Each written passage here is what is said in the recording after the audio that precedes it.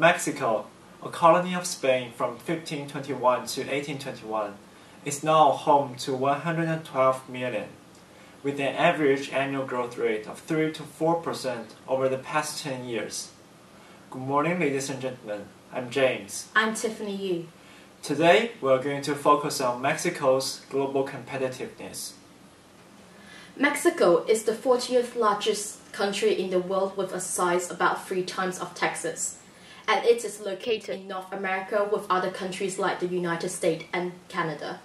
Since 1994, Mexico has become part of the Organization for Economic Cooperation and Development, OECD, as the first and only Latin American country within the organization. OECD is an international economic organization founded in 1961, with the aim to stimulate world trade and economic progress. Also in the same year, the North American Free Trade Agreement between Mexico, United States, and Canada went into effect. It is a trade bloc that eliminates barriers on all trades and investment between the three countries. This is particularly important to Mexico, as 80.5% of their exports are to the United States and 3.6% to Canada. Despite being one of the world's top oil producers, Mexico has strong agricultural, manufacturing, and financial service sectors. Its economy is actually ranked 12th largest in the world in the 2012 Global Competitiveness Report. Mexico was seriously affected by the global financial crisis in 2008.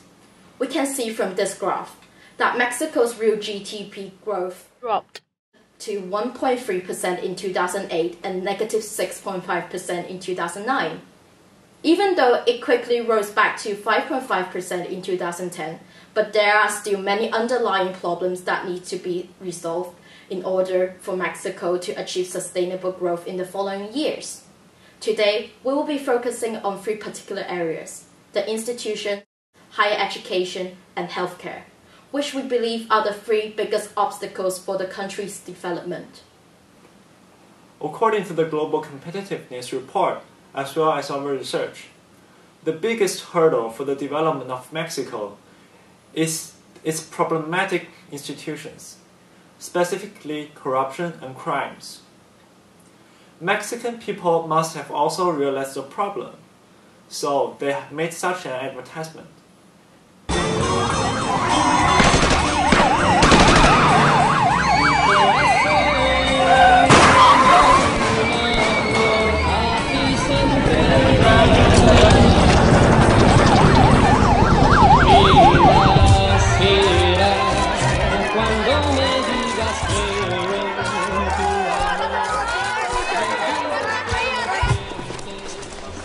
Si este es el futuro que me espera, no lo quiero. Basta de trabajar para sus partidos y no para nosotros. Basta de arreglar el país por encimita. Doña Josefina, don Andrés Manuel, don Enrique, don Gabriel, se acabó el tiempo. México ya tocó fondo. Solo van a ir por la silla o van a cambiar el futuro de nuestro país. Though the new government of Mexico has made much effort in fighting with drug cartels, the number of people who are murdered has been increasing in the recent years. During the year 2011, over 12,000 people were killed by the drug cartels. There are basically 2 reasons for such a bad situation. First, after the Second World War, there has been a drastic increase for drugs in the neighbor country of Mexico, the United States of America. Therefore, drug cartels have been motivated by the great market and the profits. They spend a large portion of the profits in purchasing weapons, and this makes it very hard for the government to clean them out. The second reason is corruption. Salaries for domestic police officers are relatively low, only about $300 per month. Therefore, the policemen are more likely to accept bribes and protect the criminals, or they will simply choose to ignore the criminals. Based on the 2 reasons, we offer the following suggestions for the Mexican government. First, keep on putting in more efforts in fighting with the drug cartels. Second, establish an efficient and effective supervising body for all the officials and policemen. Finally, increase the salary of the police officers to a justified level. These three strategies won't completely solve the problem, but they would definitely help to improve the current situation. In Mexico, primary and junior high school are compulsory, which means children should be in school till they are 14. According to recent statistics, the average expected school life in Mexico is 14 years. This means not a lot of people continue to pursue higher education after their graduation from junior high schools. Although Mexico has an average literacy rate of 85.7%, its education system is still placed at 107th in the Global Competitiveness Report this year, with its higher education ranking at 72 in the world. Mexico has been criticized on its poor quality education system, which would prevent its further ability to compete in the international high value added industry. According to Tamara Cano, a local Mexican, she believes there are several ways that the education system can be improved. I am now with Tamara Cano. Tamara, what is your opinion on Mexico education system, and in what way you think it can be improved? Oh, thank you. Well, as you might know, in Mexico, according to the constitution, the education system is free for everyone. But the problem is that even though it's free, it has really poor quality.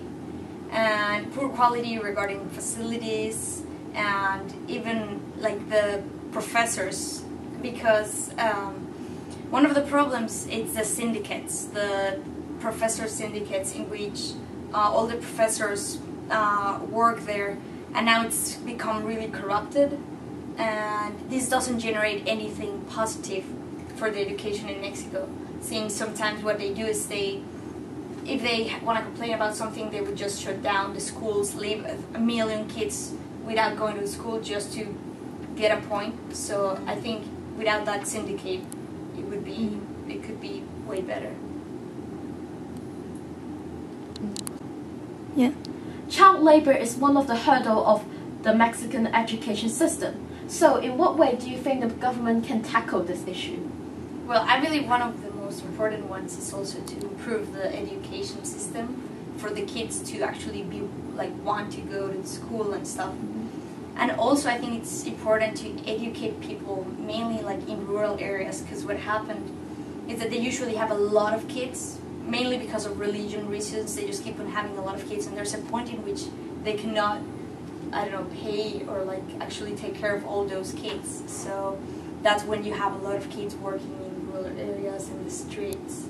So I think it's an education thing that has to be tackled So maybe the government can subsidize on their education. Is that what you mean? Yeah.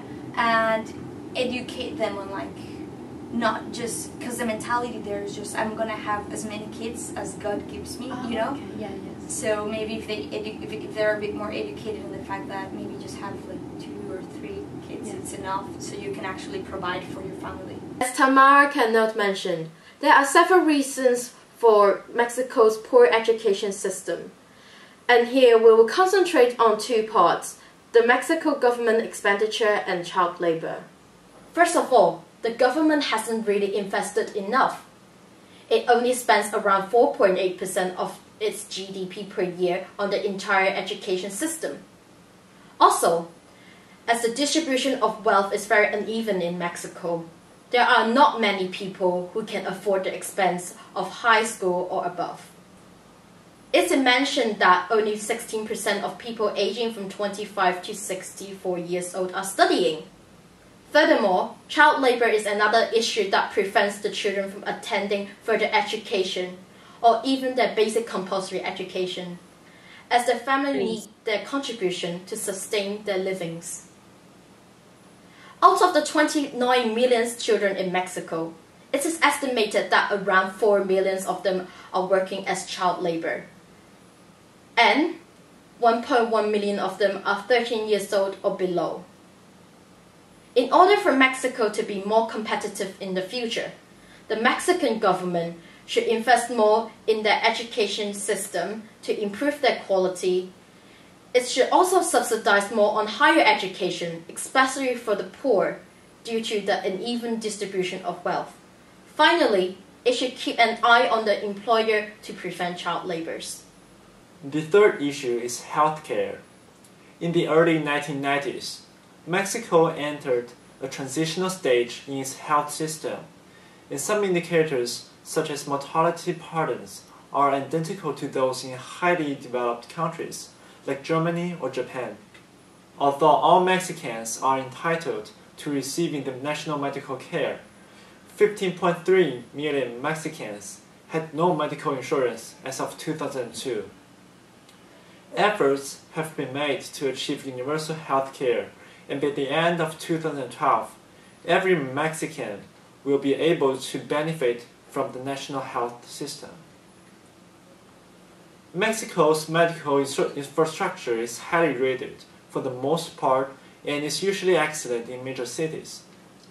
But rural communities still lack equipment for advanced medical procedures, which forces patients in poor regions to travel to the closest urban areas to get specialized medical care.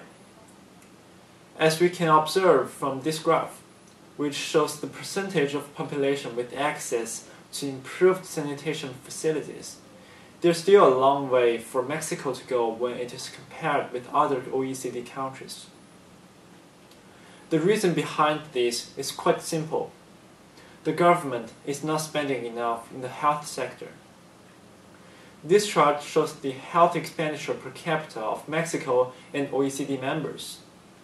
The gap between them is becoming larger and larger. Therefore, we suggest that the government should spend more money in the sanitation facilities in the country, especially in the rural regions.